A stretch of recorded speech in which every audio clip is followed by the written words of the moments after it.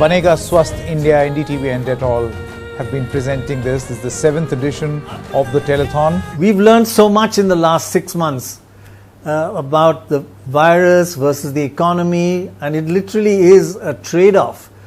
What conclusions, or how have you changed your perspective on lockdowns versus the economy versus partial lockdowns versus looking after the economy? What priorities should any government make? At the beginning, the thing that we sort of acted in panic, and one of the things that hit directly was the structure of our social support system. So we basically have this social support system which is domicile based. You can only get social support typically only if you're rural and you live in your village. That's the most generous social support. You get NREGA and you get PDS. In cities you can get PDS, but that's sort of it. And that particular structure of social support completely failed in that pandemic. So I think that's probably the single thing that I would say most striking about it, is that we now learned that if we want to do lockdowns, we need to think about what's going to happen to the people who immediately lose their jobs and then have to find a way to, towards survival. And we know all the tragedy that have ensued. So I think that's maybe the single biggest lesson we learned, is that we need to have a very different and much more flexible social support system, not one based on the assumption that everybody lives in their own village. America has done a lot of things right, but a lot of wrong signals as well. What can we learn from what not to do and what to do from America? Adapted, of course, to Indian conditions. The first thing that should have been done is very quick suppression of the virus by going into some sort of a lockdown and figuring out how we should behave as we slowly come out of suppression. That, I think, happened a little late. Second, we didn't have enough PPE available, which calls into question all our supply chains, our global supply chains. The third, I think, is perhaps the biggest fault line that was uncovered in this whole process. Responding to the pandemic is like organizing a massive crisis management effort.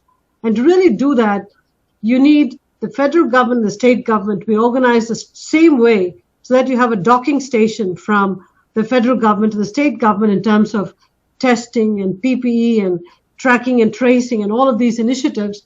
Lakshman, a lot of the interesting things Indira Nooyi mentioned about what to learn from America, and one thing that I wanted to ask you about RB and Dettol is the importance of listening. Gaurav he's been just so dynamic in this whole, right from the beginning up. And Ravi is just, he is so passionate.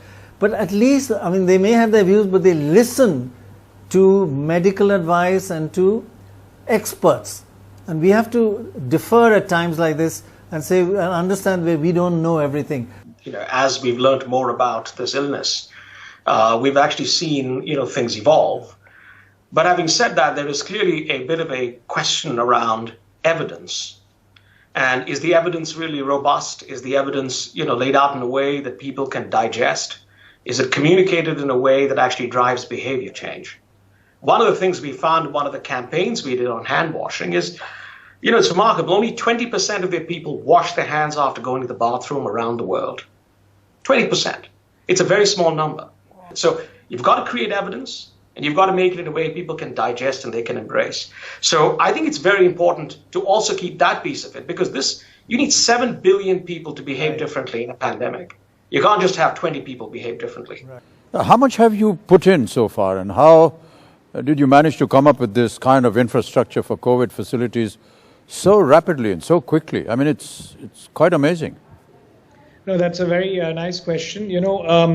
Early on in March, April, nobody knew if a vaccine would ever work, would be developed. And I took that risk early on, and a lot of my critics said that, if you're betting and investing so much on one or two candidates, what if it doesn't work out? You're going to spend hundreds of millions of dollars of your own money and then have nothing to show for it. And, it was a major risk. Right now, it's looking to be well-placed risk, because, we had to commit at that time. If I didn't take that decision at that time to do it, we wouldn't have the infrastructure today. We would just start to build it. And part of the other reason also is that the whole world is now looking to India to supply vaccines to them. Todd Jacobson, Senior Vice President of Social Responsibility, NBA, is now also with us. Todd, we've been talking about health and hygiene for the last so many hours. You have had a similar approach with the NBA Together program. Why don't you tell us a little about this Together program? We as an NBA family, and that includes the players, the coaches, the teams, all came together and launched the NBA Together platform. And that platform has 4 pillars. The first is health and wellness. And we've been listening on the telecast how important that is that we all practice healthy habits. So we posted more than 50 public service announcements right away. They were viewed more than 65 million times. And we wanted to really make sure we emphasize that with people. But of course, during this time when you're social distancing, it's a scary time and we have to be empathetic and supportive of each other. So we wanted as a second pillar to launch something called Acts of Caring, making sure whether it's a big act and supporting organizations that are providing vital services such as food and medical supplies. We encouraged over 1 million acts of kindness. The other piece is expanding your community. During this time, as we've seen, there's many ways in which you can connect. And one of the ways we did that is really providing health and safety and mental wellness exercises that families and youth can do at home. We did that through our Junior MBA program. The Reliance Foundation is an incredible partner of our Junior MBA efforts in India, where we reach more than 11 million youth. And through the Junior MBA program, we reach more than 60 million youth around the world. The initiative, most importantly, raised over $100 million for those impacted by the virus, provided more than 10 million PPEs, whether it be face masks, goggles, gloves, anything that we could do to be supportive, and more than 9 million meals for people that are dealing with food insecurity. Dr. Shetty, you recently said regulatory change can improve India's pool of healthcare professionals because India will face an acute shortage of doctors, nurses, and technicians in the next few weeks and months. One of the good things what happened because of the COVID is the dramatic transformation of higher medical education. Earlier, medical education was like an elitist affair which can be offered only in the edifice of $100 million medical college. But the recent transformation of higher medical education with the new regulation allows any 100-bed hospital with the specialist and good patient load can become a postgraduate center in training medical specialists. Today, epidemic can be prevented or controlled by the citizens of this nation.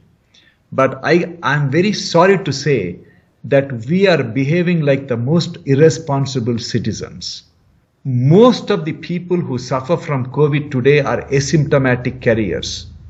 Especially young people, they are super spreaders. They don't realize that the way things are going on, in the next few months, we will not have doctors, nurses, and technicians to take care of these patients.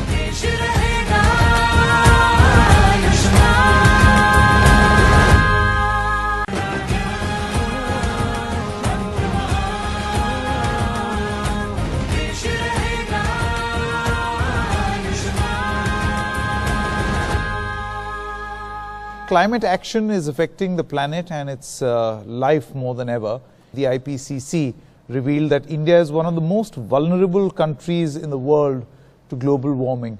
How can this threat be converted into some sort of an opportunity? What is RB doing globally and in India to overcome this challenge? With climate change, you see diseases like malaria, dengue, Zika, and some of the viral infections really spread.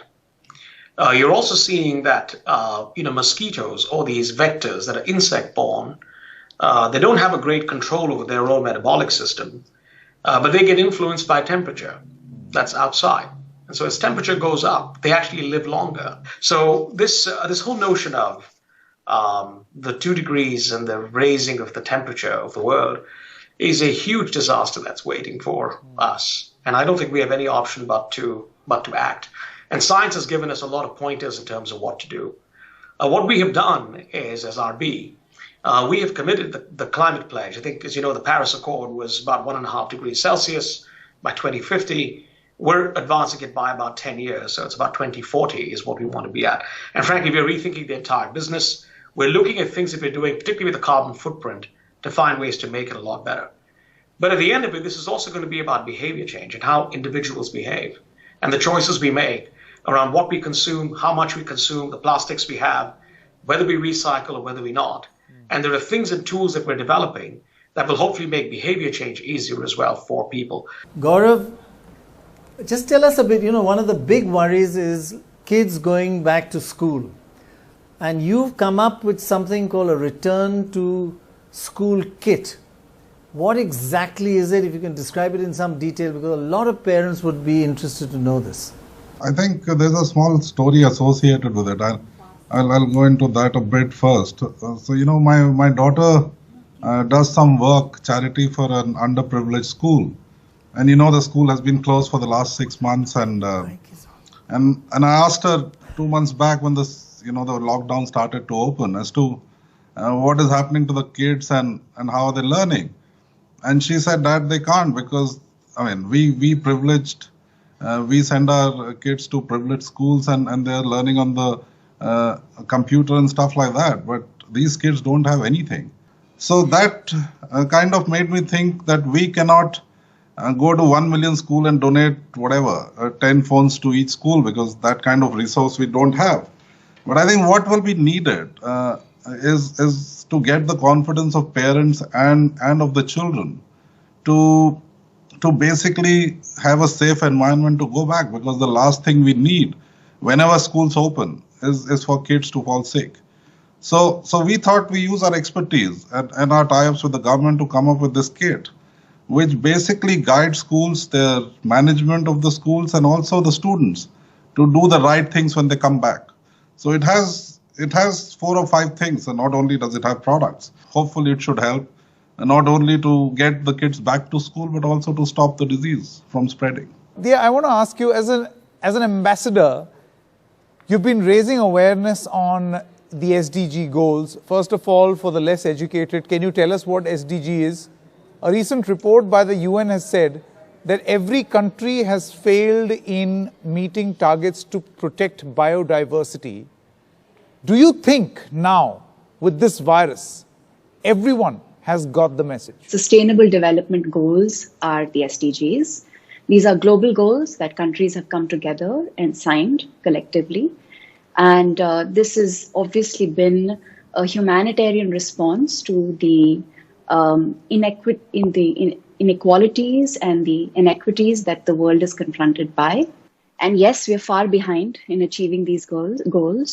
The COVID-19 pandemic has, in more ways than one, I think, helped us all understand that all human health and progress is completely and totally linked with environmental health. The third point is that 80% of the Sustainable Development Goals will be achievable only and if only we ensure climate action. This disease is one of the many diseases that we have unfortunately have to deal with and will continue to have to deal with if we don't step up with action. If I were to know from you the vision from here on, what next for RB and you? We want to be sure that we are touching more parts of India. 50% of these inspirational districts, with hygiene interventions, health interventions, including sexual well-being interventions, but also nutrition interventions. But what we want to do is just carry on and ensure that we bring, to a far larger number of school kids. We want to go from 13 million to 20 million children. I think we have the elements of the program, but we have so much more of India to touch. And this is a very difficult time for all of us, but also for the country. And I know that, we have such high ambitions for India and such high aspirations for the country. And I know it's going to come out and it's going to be so much stronger. It's going to be cleaner. It's going to be better. And India will, in a lot of ways, be the role model for us in terms of a cleaner and healthier world.